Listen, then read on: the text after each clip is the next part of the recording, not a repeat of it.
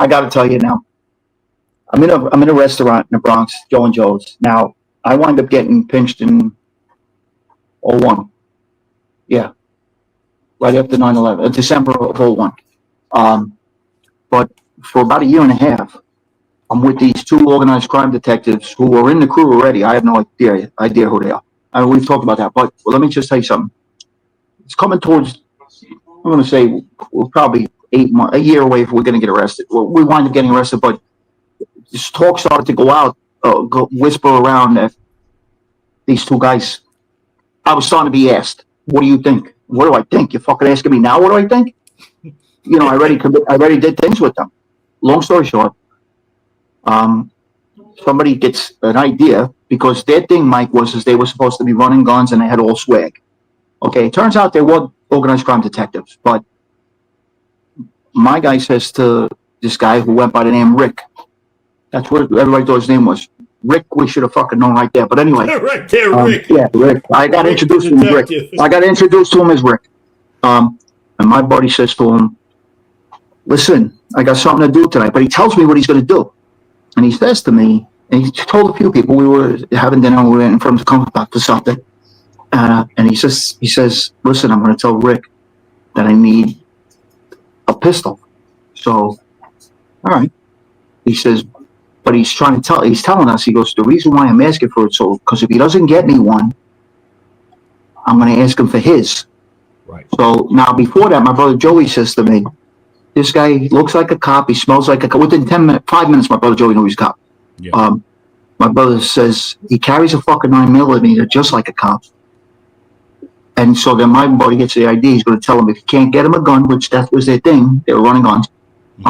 Long before I got there, that was their thing. I'm going to tell him that I need to use his for tonight. And if he doesn't give it to me, we're going to know they're bad. Well, that night comes, and he tells, and Rick says, I got to make some calls. There's three of us in this back room. And he says to Rick, straight out, Rick, you know what? And he's pissed off. He's using authority. I think he knows we're all in trouble. He says, Rick, you know what? Give me your thing then. You come and pick it up tomorrow. I got some things I got to do. Rick says, no hesitation, Mikey. Smooth.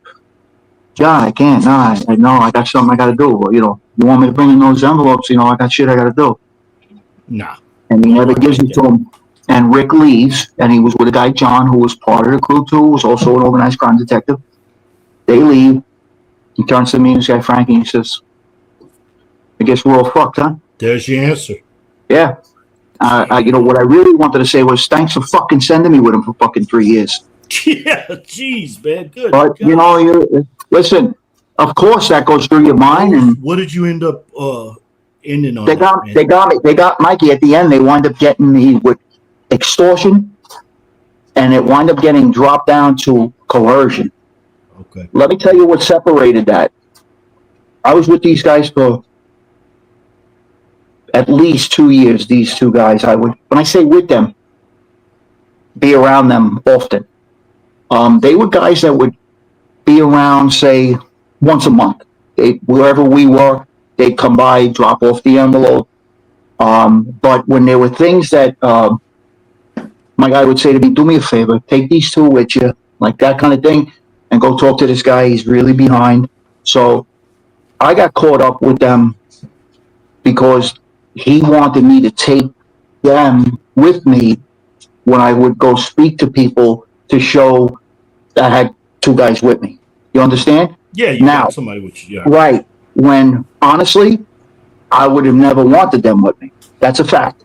Not that I was thinking anything like that. No. I wasn't thinking anything like that. I would use people I knew. You know what I'm saying? Or I would have said, listen, give me two guys.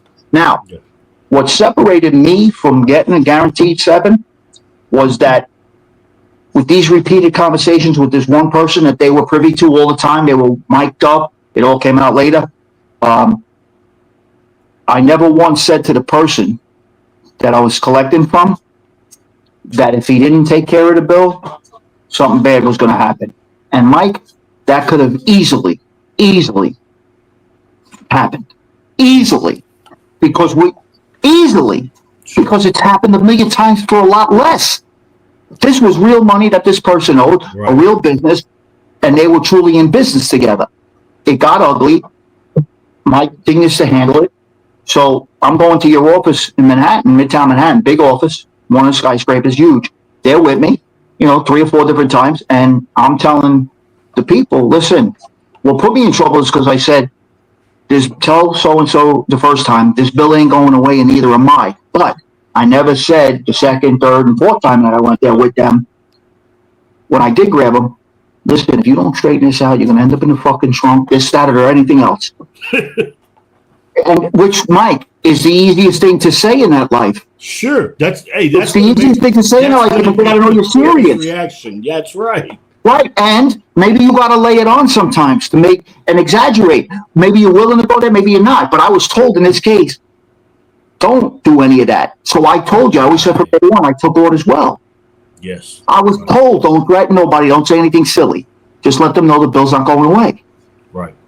And after, but now, dang, I don't mean, but I don't mean to end this, but and then what truly saved me a lot of time was not being in a van on a certain night that they were there for. Mm. Yeah, somebody was going bye-bye and they brought them 2 in on it, dang. And I wasn't there that night. You weren't there. Well, I was handling another part of it, but they didn't know about that other part. But I wasn't there for the van.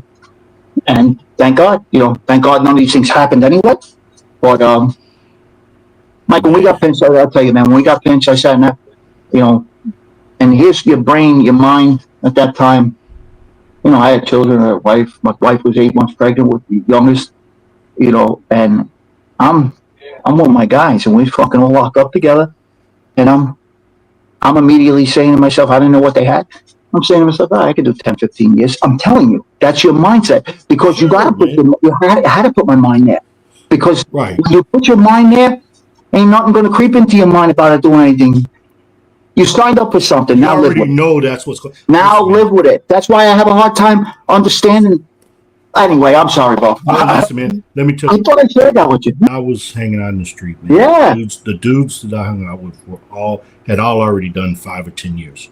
Absolutely.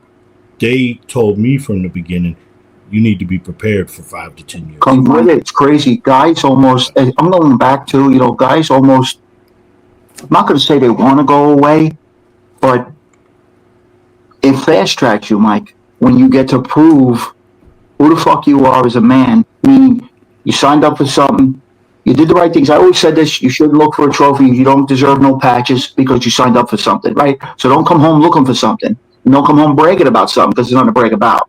Okay? Because none of it, right, there's nothing good now, especially looking at it, nothing's good about it. But sure, what I'm saying is that, but you actually don't mind. You did what you signed up proving for. Who you are if you already didn't do that up to that point. But that's really the ultimate test. And because you also know that was especially at a time where guys were coming home and just getting straightened out because everything was getting depleted. Guys would just they were fucking locking 30, 40 guys up at a time.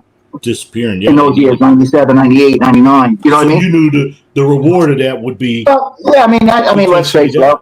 I've always said it from day one. I raised my hand. I could have got in a lot younger and probably, no question, fast track because of the people I was with. But I chose to be an athlete, have businesses. I was always around it. Smart. Intimately involved, business partners wise. And then I threw businesses away to be in the street. I fucking threw it because Oh, man, I'd rather make 2,500 the wrong way than 20,000 the right way. Imagine that. Sure. Of course. No, I'm sorry, bro.